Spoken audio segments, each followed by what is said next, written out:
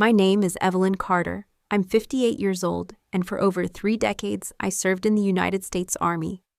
I was a commanding officer in special operations trained in high-stakes extraction strategy and silence. My record sealed. My medal stored in a box no one has ever opened. My name erased from the very family I once fought to protect.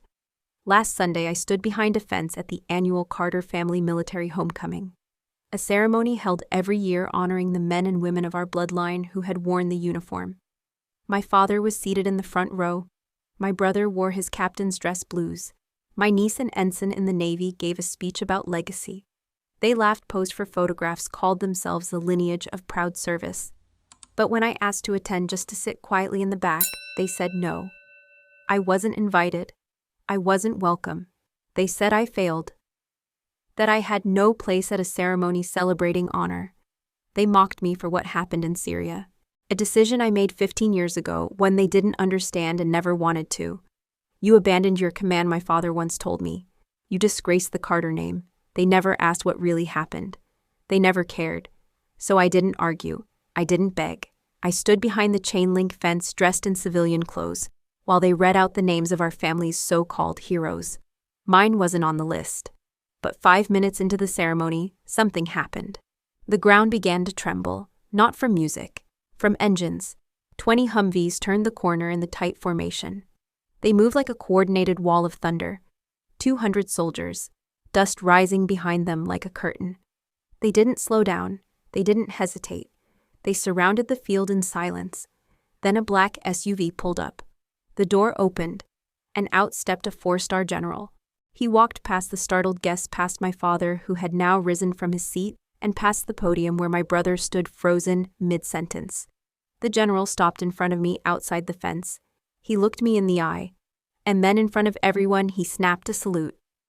"Welcome back, General Evelyn Carter." He said it loud, steady, no room for confusion. And suddenly it was my name that echoed through the air. The crowd fell into complete silence. Cameras were still. No one moved. My father didn't speak. He couldn't. The man who once said I was a failure stood speechless. You want to know what I did to deserve that salute? Why 200 soldiers rolled in like a military parade with no warning?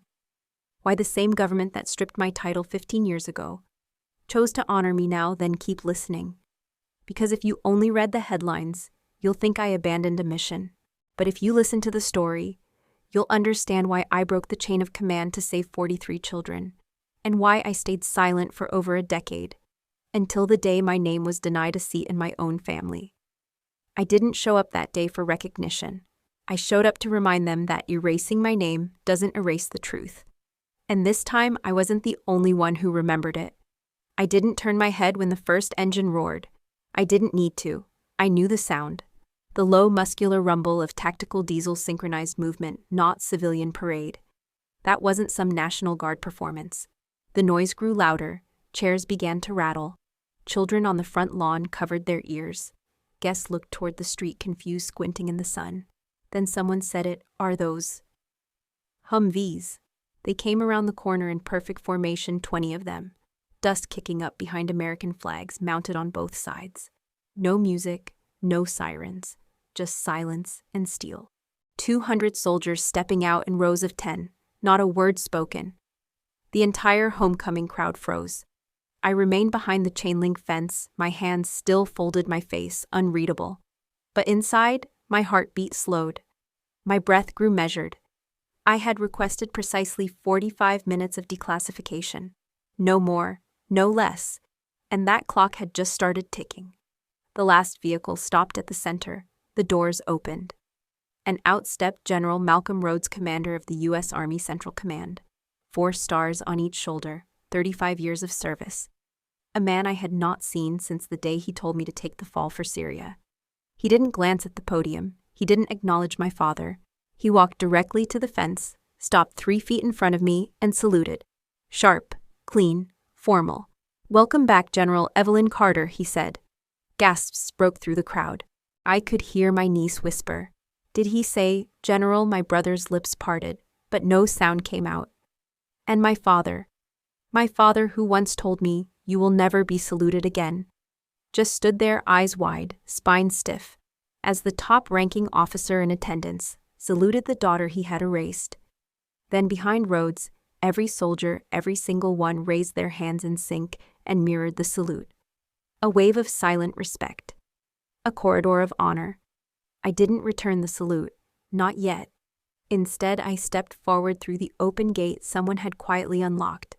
I stood before them, back straight, shoulders steady. I nodded, not out of pride, but out of something deeper. A knowing, a truth reclaimed. And in that moment, the weight of 15 years shifted, not because the world believed me now, but because I no longer needed them to. If you want to understand why this happened, why a name once stained with shame suddenly stood in full uniform again, you'll have to go back with me, back to Syria, back to the orders I was given, and the ones I refused to follow, because the story they told wasn't the truth, and the truth they buried, it's time to unearth it. In my family, every wall told a story. The living room at my father's house was a gallery of generations, black and white portraits of great-uncles in World War II, cousins in Desert Camo, during Desert Storm, my brother in his academy uniform smiling like a Kennedy. Even my grandfather standing next to General Patton in a photo no one was allowed to touch had his frame secured above the fireplace. The Carters wore uniforms like a second skin. Service wasn't a choice, it was an expectation. You didn't ask if you asked which branch. By the time I turned 16, my path was already assumed. And at one point, my picture was up there too. A framed photo taken the day I received my first commission. My hair tucked neatly under my cap, my jaw tight with purpose. It hung just to the right of my brother's, slightly lower, because as my father once joked, rank goes left to right, oldest to youngest. For years I stood proudly on that wall, not because I craved attention, but because it felt like home. Like proof I belonged. Every time I came home on leave, someone would say, "There she is, the girl who outran the boys." And I'd smile and let them believe that was the whole story. But after Syria, after 2010, my photo came down. They didn't say anything when it happened. No announcement, no argument. Just, one day, it was gone. Replaced with a watercolor painting of a bald eagle. Subtle, symbolic, final. My father never addressed it directly, but my brother did. Over dinner, months later, after my name had been quietly removed from a guest list to a family function. "You know why," he said, cutting his steak. "You disobeyed an order. You pulled your unit out before command gave the green light.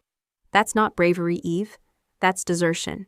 He said it like he was reading from a manual. Like he wasn't talking to the sister who once taught him how to shoot, who gave up her own chance at promotion so he could attend the school he wanted. In my family, that was the version of the story that stuck. Evelyn Carter disobeyed. Evelyn Carter embarrassed the army. Evelyn Carter lost her commission. Evelyn Carter fled. It didn't matter that I never asked for a public trial, that I'd been ordered to sign a confidentiality agreement, that everything I did that day, I did to save lives. What mattered was that the name Carter now had a footnote beside it, and no one wanted to read it out loud.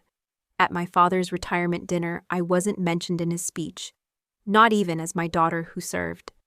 It was as if I had never worn the uniform at all. And the worst part, I let them. Because explaining the truth would have meant breaking a silence I'd sworn to keep. Because defending myself would have required revealing things that were never supposed to be public. Because I thought if I stayed quiet long enough, maybe they'd see me again. But instead, they filled the empty frame with silence.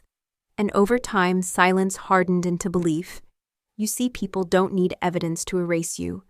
They just need a story that feels close enough to the truth, and a wall with one less photo. The last time I was invited to a Carter family dinner, the table was set for 14. I remember because my niece had used name cards, little folded pieces of cardstock with gold lettering. Everyone had a seat with their title, Captain Lieutenant Dr. Chaplain. Mine just said Evelyn, no rank, no acknowledgement, just my name written small, tucked between a water glass and a salad fork. They seated me at the far end next to the coat rack, and the spare chair used only when the dog wandered in. My brother sat at the head basking in stories about a recent promotion. My father leaned in close, laughing harder than usual. My photo was already off the wall by then. No one mentioned it. Throughout the meal, my father never looked at me, not once. Not when I passed him the butter, not when I stood to refill my water. He addressed everyone else, asked my cousin about his deployment, congratulated my niece on her naval scholarship, thanked my brother for carrying the Carter name forward. He skipped me like I was a skipped track on a scratched CD. Halfway through dinner, my cousin raised a toast to honor those who've served with distinction. Glasses clinked, smiles passed. I raised mine too, but no one noticed. They were too busy looking at my brother, who was already drafting a response that sounded pre-rehearsed. I stayed silent. I could feel the distance like a second skin, not just between our seats, but in every glance that avoided mine. Every conversation I was left out of, every sentence that used, "we but never you." After dessert, I helped clear the plates. Old habit. My mother used to say, "You can always tell who was raised with discipline by who stays to clean." But she wasn't there anymore, and that night no one offered to help. I rinsed the last dish, dried my hands on a towel, and turned to my brother. "I think I'm gonna head out." He nodded. No hug, no walk to the door, just a distracted thanks for coming. I passed by my father on the way out. He didn't speak, but he did shift in his seat, turning slightly away, like even my silhouette was an offense. No one called me after that night. No texts, no updates, no invitations. When my cousin got married the following spring, I found out through a tagged photo. I wasn't invited. When my brother had his first child, I heard through a colleague at the VA. By then I knew I was no longer a daughter, a sister, or an aunt, just a ghost that wore the same last name. Years later, I would learn by accident that my name had been left out of my father's will. Not moved, not disputed. Simply erased. As if I'd never existed at all. And honestly, I wasn't surprised. Because that dinner wasn't just a meal. It was a message. A declaration of exile, delivered with napkins and silence. I walked out that night into the cold keys in hand. And realized something. You don't need a prison to feel like you've been locked out of your own life. You just need a table where everyone looks through you. Like you were never seated there to begin with. I once held power in my hands. Not the kind you wield with noise and medals, but the quiet kind. The kind that comes with classified orders, midnight phone calls, and decisions that change the fate of people whose names you'll never know. I led teams no one talks about. Operations that didn't exist. Missions that if successful would be forgotten, and if failed would be disavowed. I commanded not from a podium but from silence. And in silence I carried out my duty. I learned early that the best soldiers don't leave footprints. They leave shadows. And I was damn good at my job. My teams called me Ghost Mother. It started as a joke because I showed up in places I wasn't supposed to be, solved problems no one else could, and vanished before anyone could say thank you. I didn't need the thanks. What I needed was impact, and I had it, until I didn't. There was one time, just one, when someone tried to give me credit. It was after a humanitarian intervention in West Africa. We had extracted a group of medics under siege with 0 casualties under heavy fire against direct odds. The unit I led acted with precision, restraint, and moral clarity. It wasn't glamorous, but it saved lives. My commanding officer submitted my name for the Distinguished Service Cross. I didn't even know until the paperwork had already moved up the chain. Then it stalled. 2 weeks later, the award was reconsidered. 3 weeks after that, I got the call. A voice I didn't recognize, someone too young, too rehearsed, told me the nomination had been withdrawn. No reason, no apology. Just a flat statement, "Ma'am, the recommendation has been superseded due to recent evaluations." I knew what they meant. They meant Syria. The whispers were already following me. The unofficial briefings. The misreported version of what happened outside Aleppo. The one where I disobeyed a direct order and compromised a multinational alliance. That version made its way through the ranks faster than facts ever could. No one called to ask my side. No one wanted nuance. And I wasn't allowed to explain. The mission was sealed. The consequences were mine to carry. From that point on, my name was marked. Not blacklisted, just overlooked. Passed by. Avoided. New officers coming up would glance at me in the hallway and smile awkwardly, unsure if they should salute. I became the kind of figure people referenced in whispers. She was great until that thing in Syria. Command didn't fire me. They didn't have to. They reassigned me again and again. less visibility, less input. Eventually, I stepped back, voluntarily, because there's only so many times you can be invisible before you start believing you're not there at all. But here's the part they didn't understand. I didn't serve for ceremony. I served because people were in danger, and I had the skill to help them. Whether or not they put a medal on my chest didn't change what I did with my hands. Still, I'd be lying if I said it didn't sting. To watch others be celebrated for doing less, while I disappeared into classified footnotes and closed-door briefings. I disappeared so well, in fact, that when I walked away, no one even noticed. At least not until the day I showed up behind that fence. Not until the engines rolled in. Not until someone asked why would a 4-star general salute her Syria 2010. No one was coming. That was the first truth I understood that day. We had boots on the ground outside a village 30 miles west of Aleppo, Operation Daggerlight. It was supposed to be a routine sweep, confirm the intel, locate weapons storage, secure the perimeter, and exfil by nightfall. But within 30 minutes of arrival, everything changed. The layout didn't match satellite imagery.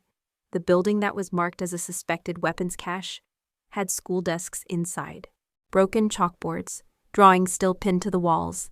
That wasn't a hideout. It was a school converted into something far darker. We found cages in the basement, 43 children, dirty, drugged, used as human shields. Our radios were jammed.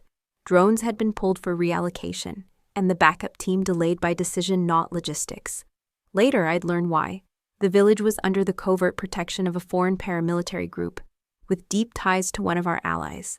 The State Department had quietly greenlit non-intervention in exchange for intelligence access to regional oil routes, meaning we weren't supposed to be there, meaning if things went south, we'd be denied. So when I requested emergency evac and was told stand by for further instructions, I knew that was code. I knew no help was coming. We had maybe 20 minutes before the compound would be overrun. I could either wait for an order that wouldn't come, or act.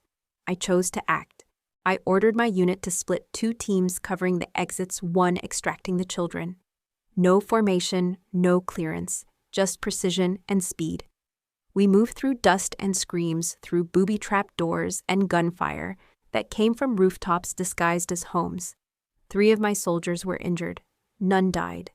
And every child made it out. We left blood and broken rifles behind. We also left behind any illusion that command would back us up. By the time we reached the safe zone, I had already sent the after-action report. I didn't lie. I didn't spin.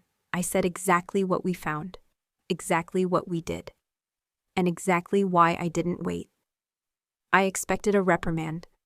What I got was a silence louder than any courtroom. The report was sealed. The mission reclassified.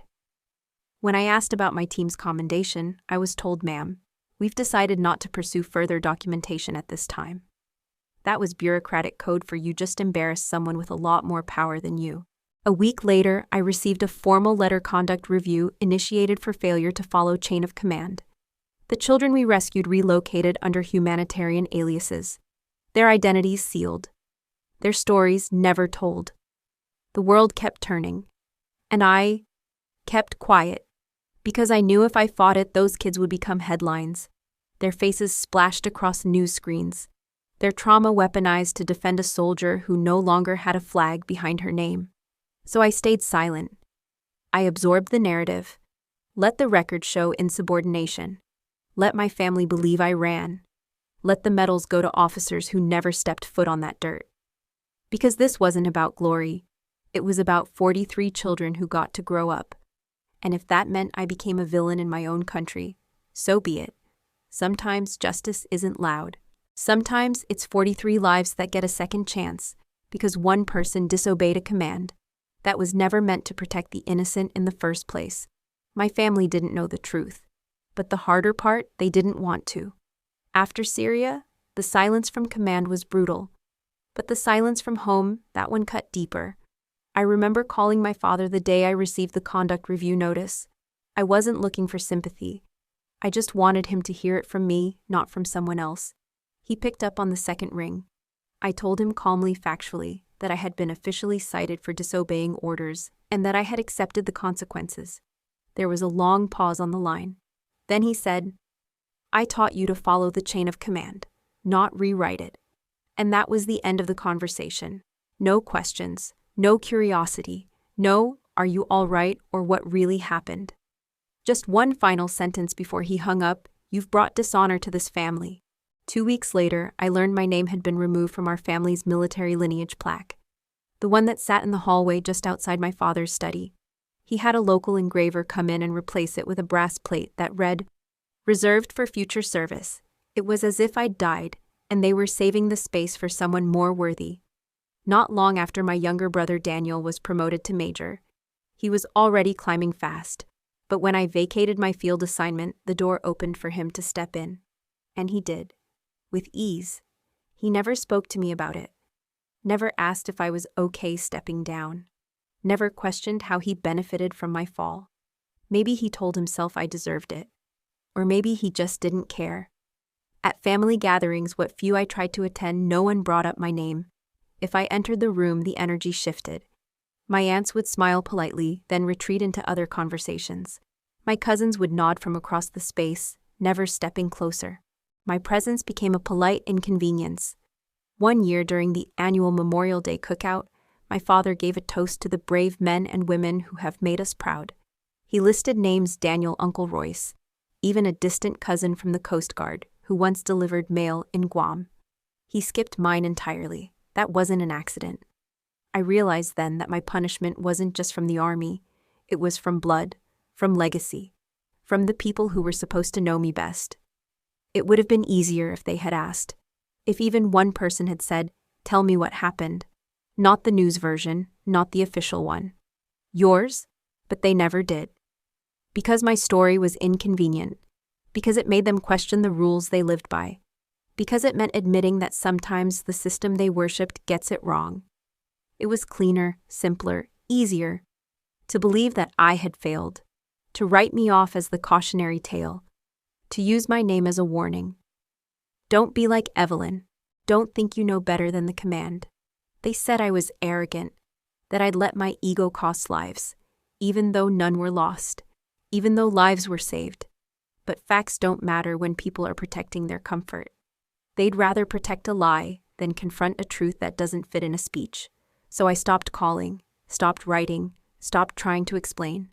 I became the story they told behind closed doors, the ghost that haunted the photo albums, the one whose name they lowered their voice to say. And all the while I kept quiet. Not because I agreed, but because I loved them more than they had the capacity to love me back.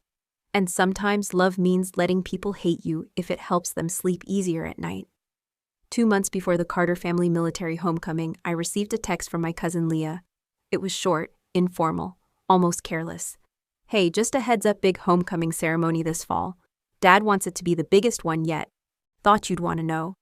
There was no link, no invite, no follow-up. Still, I checked the official site. Sure enough, there, it was Carter Military Legacy Reunion, honoring 3 generations of service. My brother's name was in the banner. My father's in the introduction. Even Leah's husband, who served a 2-year non-combat stint in Germany, had a designated time slot to speak. I scrolled through the itinerary. Guest speakers, medal presentations, video tributes, a segment titled "The Heroes Among Us." My name wasn't there, not under honorees, not in the schedule, not even in the footnotes. There was, however, a short disclaimer at the bottom of the page.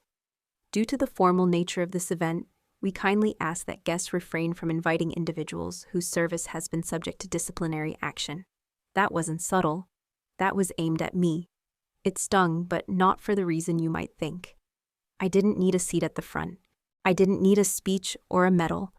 But to be erased again, this time in public in front of children who might grow up thinking I was never part of the story. That I couldn't let stand. Not because I wanted recognition, because I owed something. To 43 children who never got to say what happened. To the soldiers who followed my orders trusting I knew what I was doing. To myself. So I submitted a formal request to the Department of Defense. Not to challenge the event. Not to sue. Just to unseal a limited portion of my file. 45 minutes of visibility. Enough time for the truth to breathe. The process wasn't easy. I had to go through 4 layers of clearance. I had to sign new restrictions agreements that would make the file disappear again the moment the clock ran out. but eventually the request was approved. 45 minutes, limited scope, on-site only, no press, no replication. I told no one. Not my brother, not my father, not even Leah, who probably assumed I wouldn't show up. In the days leading up to the event, I stayed quiet. I didn't prepare a speech. I didn't dig out my uniform. I didn't practice how I'd explain myself if someone asked, "Why are you here?" Because I wasn't coming to explain. I was coming to witness, to look them in the eyes one by one and show them that I was still here. Unbroken, unashamed, and uninvited. I bought a train ticket instead of flying, wore civilian clothes instead of ceremony whites, arrived the night before and stayed at a motel off the highway. I watched the event space from across the street, watched the flags go up, watched the chairs get arranged, watched the family arrive in waves, smiling, greeting, proud. No one noticed me, and I liked it that way. That morning, as I sat behind a low fence watching the speeches begin, I felt strangely calm. This wasn't revenge. It wasn't about proving anyone wrong. It was about reclaiming my name, even if it was only for 45 minutes, even if no one ever said it out loud. Because sometimes the most powerful thing you can do is show up not to be seen, but to remind yourself that erasure is not the same as absence. I had been written out, but I was still here, and the truth, it never left with me. I arrived an hour early, not out of eagerness but calculation. I wanted to avoid the crowds, the eyes, the rehearsed greetings. I parked my car 2 blocks away and walked the rest of the distance on foot, taking side streets and alley turns like old habits I couldn't unlearn. The event was held at Veterans Green, a small city park repurposed every year for this ceremony. Rows of folding chairs were set up on the lawn. Flags from every branch fluttered in the breeze. A rented stage stood at the front, flanked by 2 large speakers and a podium wrapped in red, white, blue bunting. I wore jeans, a clean navy button-up. No ribbons, no pins, no military seals. Nothing that might suggest I was someone to pay attention to. I approached the main entry path, gravel freshly raked. A young man in uniform stood by the gate, clipboard and hand scanning names. "Name, ma'am," he asked, polite but detached. "Evelyn Carter," I said softly. He looked down the list. His pen hovered, then moved back. He flipped a page, then another. "I'm sorry, ma'am. I don't see your name here." "I'm not on the list," I replied. "I'm not asking for a seat up front, just in the back. I'll stay out of the way." He hesitated, looked over his shoulder toward a group of organizers clustered near the stage. "I've been instructed not to allow entry to individuals not formally registered." "I'm really sorry," I nodded. No anger, no argument. Just a quiet thank you as I stepped aside. I found a spot at the edge of the park behind a low fence that separated the seating area from the sidewalk. It wasn't a great view, but I wasn't there to watch. I was there to witness. A woman pushing a stroller past me, gave me a warm smile, and moved on. She had no idea who I was. And for the first time in a long time, I found comfort in anonymity. I sat on the short stone ledge that bordered the grass. Legs crossed, hands in my lap. Back straight, old habits again. From where I sat, I could see the whole stage. My brother stood near the podium rehearsing his notes. My father was already in the front row. Posture, perfect, jaw, set of veteran's pride draped across his entire body. I watched as they greeted cousins, shook hands with city councilmen, posed for photos with other decorated guests. People I used to know, people who used to know me. Not one of them looked in my direction, and I didn't expect them to. I wasn't there to interrupt. I wasn't there to correct. I was there because this used to be my story too. A volunteer handed out printed programs. A child skipped past me with a flag in each hand. A small marching band tuned their instruments under a white tent off to the side. Then the ceremony began. An invocation, a few words from the mayor, a reading of the Carter family roll of honor. I recognized every name and felt the absence of mine like a silent echo between syllables. They listed my brother twice, once for his active duty, once for his community service. They even mentioned my cousin's husband who never deployed, but not me, not once. I sat still, breathing slow, counting each pause between applause. Every cheer a reminder that I wasn't part of the applause anymore. And yet I didn't feel small. I didn't feel erased, because I knew something they didn't. The clock was ticking, and 45 minutes had just begun. As my brother took the stage, clearing his throat into the microphone, I stared at the hem of the flag behind him. The stars were crisp, the red so bold it looked wet. It reminded me of a different kind of red, a different kind of silence. Aleppo 2010. My boots hit the dirt at Euro 300. We moved in low breath controlled, no flashlights, no radio chatter. Our orders were precise sweep. The North Corridor confirmed presence of enemy weapons cache, avoid civilian confrontation. But what we found wasn't ammunition. It was children, caged, drugged, some unconscious, used as shields by militants who knew how to exploit American rules of engagement. And suddenly, every protocol I'd ever followed unraveled at my feet. Intel said the compound was hot priority target. Command said hold position, await further clearance. But I knew the clearance wasn't coming, not in time, not without consequence, because there were other interests in play, political ones. And children weren't on the agenda. I had a decision to make: obey and wait, or disobey and move. I chose to move. We broke formation and split into extraction teams. I led the charge through the east entry, took fire within 60 seconds.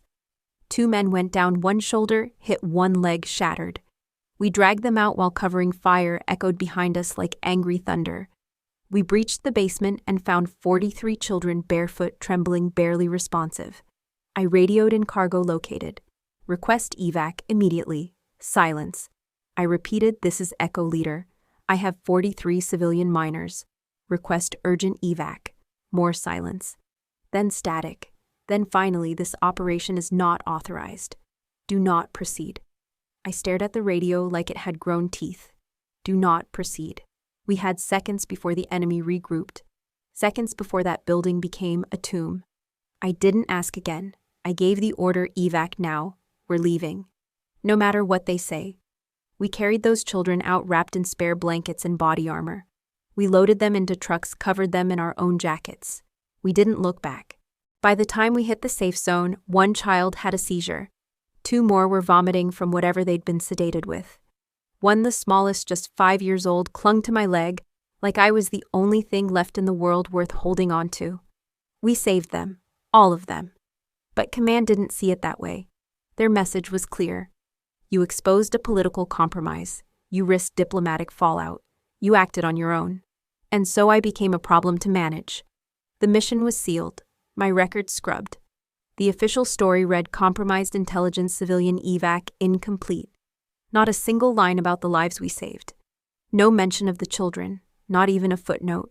They wanted it erased. And I let them. Because fighting back would have meant dragging those kids into a spotlight they didn't ask for. It would have meant telling the world who failed them and who tried to cover it up. So I took the reprimand, signed the NDA, and walked off the battlefield with no applause, no explanation. But not this time. As my brother's voice echoed across the green, full of pride, full of performance, I didn't move. I didn't flinch. This time, I stayed. Behind the fence, in plain view. Because for the first time in over a decade, I wasn't the one being extracted. I was the one holding position, holding my ground, and waiting. Not for rescue, but for reckoning. It began with a tremor, subtle at first, like distant thunder, the kind of sound that makes birds lift off trees before anyone notices why. People turned their heads, murmurs rising like the temperature. Then the sound grew louder, the vibration moved beneath the soles of my feet. Engines, heavy, familiar. Someone near the stage shaded their eyes. What the hell is that? Another whispered. I already knew. 20 Humvees rounded the corner in tight formation, headlights, off dust swirling behind them like fog stirred by memory. Their approach was methodical, no blaring horns, no flags waving, just raw presence. You could feel the silence between each rotation of the tires. They weren't part of the program. No one had invited them, but they came anyway. The ceremony halted mid-sentence. My brother paused at the podium, eyebrows furrowed. My father stood slowly scanning the formation as if trying to calculate whether this was a protest, a mistake, or something worse. The convoy rolled to a halt. Soldiers stepped out in coordinated movements, 200 of them. Boots hit the ground in rhythm, forming a corridor straight through the middle of the green. Then the final vehicle opened. And out stepped General Malcolm Rhodes. 4 stars glinting under the midday sun. dress uniform impeccable, face unreadable, the highest-ranking officer in attendance, and the one man I hadn't seen since the day he signed the order that sealed my record. He didn't acknowledge the crowd, didn't shake hands, didn't wave. He walked past the seated guests, the city officials, the Carter family, and the podium, all of them silent now, unsure what to make of this unfolding rupture in tradition.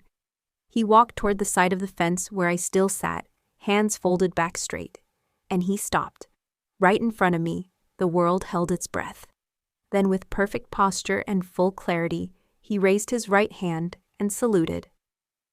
"Welcome back, General Evelyn Carter." My name, full and formal, rang out across the green, like a bell struck after years of silence. Gasps cut through the crowd, like wind through brittle leaves. Someone dropped a program. Someone else said, "Did he say General?" I stood. Not quickly, not triumphantly, just with purpose. General Rhodes dropped his salute. "I've requested your full honors be reinstated," he said, voice calm but resolute. "Temporarily declassified. Effective now." He turned to the crowd, lifting his voice to carry. For those unaware, this woman served 33 years in the United States Army. She led classified operations in 5 countries. She saved lives in places we are not allowed to name. She held rank when others held fear, and when the system failed, she held the line. He turned back to me. "We forgot to say thank you, until now." Then, as if by signal, all 200 soldiers behind him raised their hands and saluted in unison. I didn't cry, I didn't smile, but inside I felt something shift. Not vindication, not vengeance, just gravity, realigning. Behind me I heard voices, soft at first, then rising. She was one of us. How did they not include her, General Carter? I thought she was. They didn't finish the sentence, because they knew what they had thought, and they knew how wrong it sounded now. My brother was still frozen at the microphone. My father hadn't sat down. Rhodes looked back once more. "Would you like to address them?" I shook my head. "No need. I'm already heard." He nodded, stepped aside, and with one motion, his soldiers formed ranks again, this time facing outward, as if protecting something sacred. "Me no. The truth." He walked slowly, not hesitantly, but deliberately, like each step had weight. Like he had rehearsed this in his head 1,000 times, and now standing before hundreds of strangers, he wanted every second to matter. He looked about 25, maybe 26, trimmed hair gray suit. His shoes were dusty, like he'd walked across the park instead of taking the road. In his hand he held a folded letter. I recognized him before anyone else did. Not by name, I never knew his name, but by the shape of his face, by the small scar above his left eyebrow, by the way he held his shoulders like he'd once carried the weight of the world at 5 years old. He was one of the children, from Syria, from that night, from the basement. A volunteer whispered something to the MC. The microphone was handed over. No one objected. No one knew who he was. But something about the silence told everyone to listen. He unfolded the letter, cleared his throat, and began. "My name is Dr. Asim Khalil. I was born in Aleppo. When I was 5 years old, I was taken from my village and used as a human shield by men who did not care whether I lived or died." The crowd was dead silent. He continued. "On February 16, 2010, an American unit breached a compound outside Aleppo. The soldiers didn't know they would find children. They were ordered to wait. They were told it was dangerous. But one woman, one commander chose to move anyway. That woman was General Evelyn Carter. I saw heads turn, mouths open, eyes shift toward me. My memories of that night are fragments," he said. "Pain, light, the smell of diesel. A woman kneeling beside me, wrapping a jacket around my shoulders. Her voice, calm, reassuring. I never forgot her voice." He paused, then looked directly at me. "I'm alive today because she disobeyed." A few gasps broke through. Someone near the front wiped a tear from their cheek. "I became a doctor," he went on. "Today I work at a children's hospital in New York City. I've helped save lives because someone once saved mine. And for years I didn't know her name. No one would tell me, no one would talk about the mission. I only learned the truth recently, by accident, through a leaked document that never should have existed." He turned back to the microphone. His voice trembled, but not with fear. With something deeper. Pride, grief, Gratitude. She didn't ask for a thank you. She didn't ask to be remembered. But I remember. We remember. Then he reached into his coat and pulled out a small envelope. My younger sister, one of the 43 children rescued that night, wrote this before she passed away last year from leukemia. She wanted to say something if she ever found out who had saved her. He unfolded a note. Read it softly to the lady with the strong arms. Thank you for being brave when the world wasn't. Thank you for choosing us even when you were told not to. I don't remember your face, but I remember feeling safe. That was enough. My hands didn't move, my body didn't sway, but inside my breath shattered into 1,000 tiny pieces. Behind me, someone sobbed. Near the front row, I saw my father's knuckles turn white on the edge of his chair, and beside him, my brother's face was pale. Asim looked out at the audience one last time. History tried to forget her, but we didn't. And we won't. He stepped down. No applause, not because he hadn't earned it, but because the moment had stolen sound itself. He walked straight toward me, and when he reached me, he stopped, held out his hand and said, I've waited my whole life to say this thank you, General Carter. I shook his hand, firm, still. Not a word between us, because sometimes when truth is finally spoken out loud, there's nothing left to add. For 15 years, my father never looked me in the eye. Not after Syria, not after the family dinners I wasn't invited to, not after the whispers turned into silence and silence into absence. Even when we shared the same room once at a cousin's funeral, he kept his focus elsewhere. It was like I no longer existed inside his line of sight. But after Asim's speech, something cracked. He didn't stand right away. He didn't rush forward. He didn't drop his chin in shame. That would have been too easy and too unlike him. Instead, he sat perfectly still. His fingers laced tight in his lap. His shoulders locked in that same parade rest he had taught us all as kids. But his jaw trembled once briefly. And that was the first movement I'd seen from him in years that wasn't rehearsed. My brother leaned toward him, whispered something I couldn't hear. My father didn't respond. His eyes remained fixed on the spot where Asim had stood, where truth had poured out like water over old dry stone. Then without warning he rose. Not urgently, not as a reaction, more like a shift in gravity. I didn't flinch. I didn't assume he was coming toward me.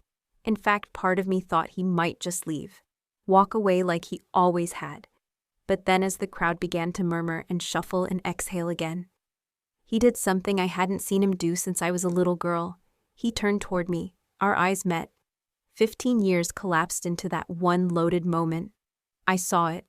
The pride he had buried, the doubt he had never voiced, the pain he had swallowed whole because it was easier to blame me than to question the system he spent his life defending. He didn't speak. He didn't smile. He didn't extend his hand. But he nodded. Just once. Not a grand gesture. Not public acknowledgement, but a recognition. A salute not from rank to rank, but from father to daughter. It wasn't forgiveness, it wasn't apology, but it was something real. And real was enough. He held the gaze for only a second longer, then turned back toward his seat. He didn't sit. He simply stood behind the chair, hands gripping the top rail, like he needed to hold on to something that wasn't collapsing. I could feel every breath in the space around us shift. My brother glanced at me next, unsure, his face somewhere between confusion and regret. But I didn't meet his eyes. Not yet. That moment belonged to my father and me, to everything that had gone unsaid, to everything we had both lost, and everything we might never get back. But for the first time in years, I didn't feel erased. I felt seen. Not as General Carter, not as the disgrace, the outcast, the ghost. Just Evelyn. The girl he once taught to tie her boots with precision. The daughter he once believed could lead armies. The woman who had lived long enough to prove that he wasn't wrong, just unwilling to wait long enough to know it. And maybe that was all I ever needed. Not applause, not a medal, just one glance back. To remind me I had never been invisible, only inconvenient. The ceremony ended, but the noise didn't. Within hours, clips of the Humvees rolling in went viral. Someone had filmed General Rhodes saluting me from 3 angles. Another caught Asim's speech in full, shaky but clear. By the next morning, my name was trending for the first time in 15 years. Not as a disgrace, not as a ghost, but as a question mark. Some headlines called it Redemption Forgotten General Returns to the Spotlight. She disobeyed, but she saved lives. Who was right? Others weren't so generous. Hero or liability? Did General Carter endanger a diplomatic alliance? Comment sections burned like wildfire. She disobeyed orders, plain and simple. That's not heroism, that's insubordination. If she hadn't acted, 43 kids would be dead. What would you have done? Imagine if every soldier took it upon themselves to rewrite commands. We'd have chaos. You know what else we'd have? Less death by bureaucracy. Even among veterans, the debate was split. Some praised my decision, called it battlefield clarity. Others said I broke the code, and once that's broken, everything else unravels. Podcasts invited ethicists, generals, trauma survivors. Everyone had an opinion. Everyone wanted the last word, except me. I didn't post, I didn't respond. I didn't write a memoir, because none of this was new to me. They were just having the argument I had already lived through alone. But I watched, quietly. Not to defend myself, but to understand how the world makes sense of gray. It didn't surprise me that people chose sides. What surprised me was how many people paused. How many said I don't know what I would have done. That pause meant something, because for 15 years I had been the villain in a story no one wanted to examine. Now for the first time, people weren't just looking at what I did, they were asking why. And whether they agreed or not. That shift from judgment to inquiry felt like a kind of justice. Imperfect, messy, but real. I went home the next morning. No press conference, no interviews, no roundtable discussions with military analysts dissecting my every decision. I didn't return calls from journalists or respond to email requests. I didn't sign a book deal, and I didn't let anyone film a documentary. I didn't need a platform, I just wanted peace. The farm was waiting, fences still needed mending. The garden had gone wild with late summer weeds. My boots sank into the familiar dirt like they were finally allowed to rest. I took off the jacket with the service patch, folded it neatly, placed it back in the trunk with the box of medals I still hadn't unpacked. Then I closed the lid and slid it under my bed. I wasn't hiding, I just wasn't performing. There's a difference. For years my silence was forced, mandated by clearance buried beneath secrecy and shame. But this time it was mine to choose. And I chose it. I no longer needed to correct the record. No longer needed anyone's apology or applause. The truth had come into the light not because I dragged it there, but because someone who lived because of it spoke. That was enough. Let the world debate. Let the forums spin in circles. Let the people who only knew the headline wonder if I deserved redemption. Because redemption wasn't what I was looking for. I was looking for space, to breathe, to plant, to sleep without the hum of judgment in my ears. I woke up with the sun and fed the goats. I fixed a broken fence post with a hammer so old it used to belong to my grandfather. I brewed coffee in the same chipped mug I used the morning after I resigned. Life didn't change, but I had. Somewhere between the convoy and the speech between the boy I'd saved and the father who finally looked at me, something inside me settled. Not because everything was resolved, but because I was. Maybe I'll never be fully understood. Maybe people will always argue about whether what I did was right. And maybe, just maybe, that's okay, because belief is not a prerequisite for truth. And justice isn't always loud. Sometimes it's a woman on her porch, watching the sky change, finally at peace with herself. It came on a Tuesday. The envelope was unmarked, no return address, no stamp beyond the usual. Just plain handwriting on the front to Evelyn. Inside a single sheet of paper, no letterhead, no signature, but the words were clear. If you'll allow it, I'd like to come by.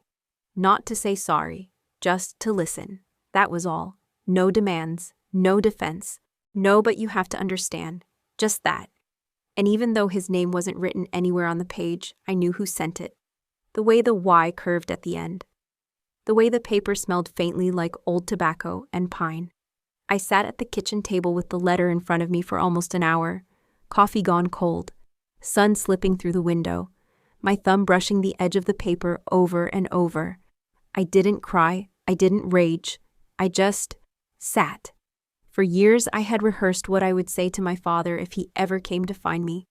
I'd imagined confrontation arguments, maybe even screaming. But that single sentence undid all of that. not because it fixed anything, but because it wasn't trying to. He didn't write to reclaim me, he wrote to witness me. And for a man like my father, whose love was discipline, whose approval was silence, that was an earthquake. Still, I didn't write back.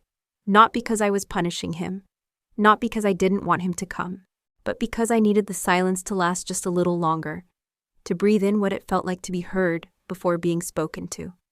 That afternoon, I went out to the porch with the letter still in hand. The breeze was light. The goats were quiet. The world didn't know what was unfolding in my chest, but I did. And maybe so did he. I didn't know if he'd come. And I didn't know if I was ready, but I knew this. That letter didn't ask for forgiveness. It asked for a seat. Sometimes that's the most honest thing a man can offer, especially one who taught me to fight with rules, then punished me when I chose people over protocol. He would come, or he wouldn't. Either way, I had already stood up from that table, the one where I was once seated last, and built one of my own. And if he arrived, I'd pour him a cup of coffee. Same chipped mug, same quiet morning. No apologies needed. Just room to speak. And maybe room to listen. That morning, I woke up before the sun. The air was still like the earth hadn't decided to breathe yet. I moved through the kitchen on instinct, same worn floorboards underfoot, same faint hum from the fridge. My hands reached for the kettle without thinking. 2 mugs this time. One for me, one for maybe. I didn't look at the road.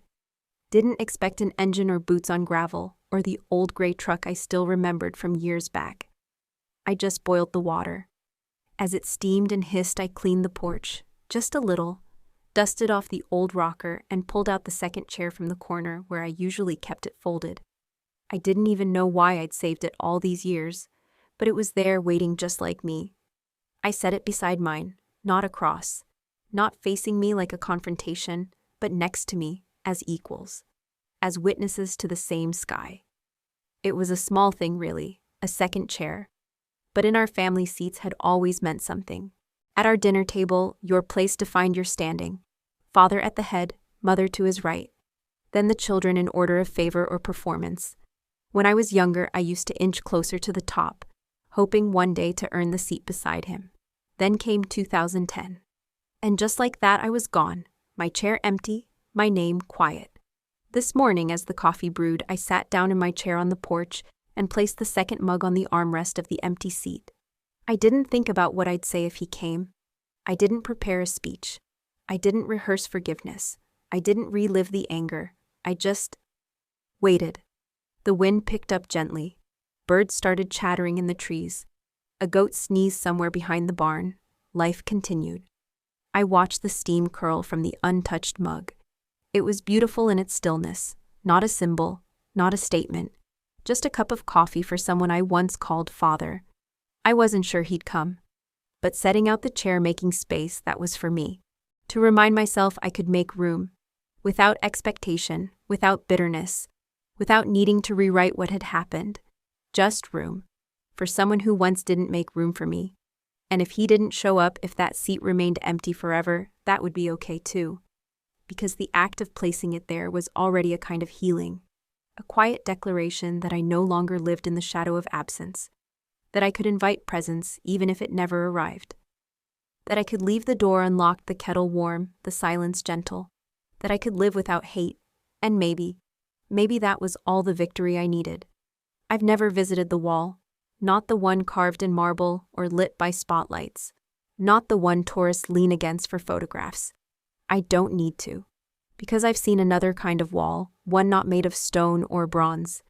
It's in the eyes of people I once pulled from rubble. It's in the handshake of a man who limped toward me at a hospital years after the rescue, holding his son's hand, whispering, "He's named after you." It's in the wedding invitation that came by mail last spring from a young nurse I once carried out of a collapsed school in Syria. She married a firefighter. They said I could sit in the front row. I didn't go, but I kept the card. It's in the photo I have taped to the fridge, a group of 10 kids now grown standing outside a medical clinic in Queens. One's a pediatrician. 2 became teachers, one's with the FDNY. Every single one of them came from a place people once called hopeless. They lived. And that's the wall I visit. Not every name gets etched in medals or speeches. Some live in lives that go on, in the second chances they were given, in the futures they created. If you asked me now, would I do it again? Would I break protocol, risk rank, swallow the silence, lose the honor? Yes. 1,000 times, yes. Because between medals and lives, I choose lives. Between silence and the scream of a trapped child, I choose to disobey. Between fading into history or becoming a memory in someone's survival, I choose to be the reason someone gets to grow up, love, forgive, and maybe save someone else. So no, I don't need my name on their wall. I just need it not to be erased. That's enough. Now I live on a quiet farm. The porch is still. The goats are loud. Sometimes the mail brings letters. Sometimes it doesn't. Sometimes I wake in the middle of the night and think I hear distant rotors like ghosts coming home. But most days I drink my coffee on the porch. I read, I breathe, and I remember. Not just the faces I saved, but the ones I didn't, the ones I'll never forget. And if you're hearing my story now, wherever you are, I hope you carry one thing with you. You don't have to be recognized to matter. You don't have to be remembered to have made a difference. You just have to show up. Even when they leave you out. Even when your name is scratched out. Even when no one claps. Sometimes the quietest acts echo the loudest across time. And sometimes, the miracle isn't the person who arrives with glory. It's the one who stayed when no one was watching, before we say goodbye. We'd love to know, where are you watching from? Is it a quiet morning with a warm cup of coffee, or a late night where stories like this keep you company? Let us know in the comments. We read everyone with gratitude. And if this story touched your heart, please consider subscribing to the channel. Not just to hear more stories like this, but to be part of a community that still believes in kindness, healing, and second chances. Thank you for spending your time with us today. Wherever you are, we hope you carry this story with you, and remember, sometimes the miracle doesn't knock on your door. It waits quietly until you're ready to open your heart. Take care, and we'll see you in the next story.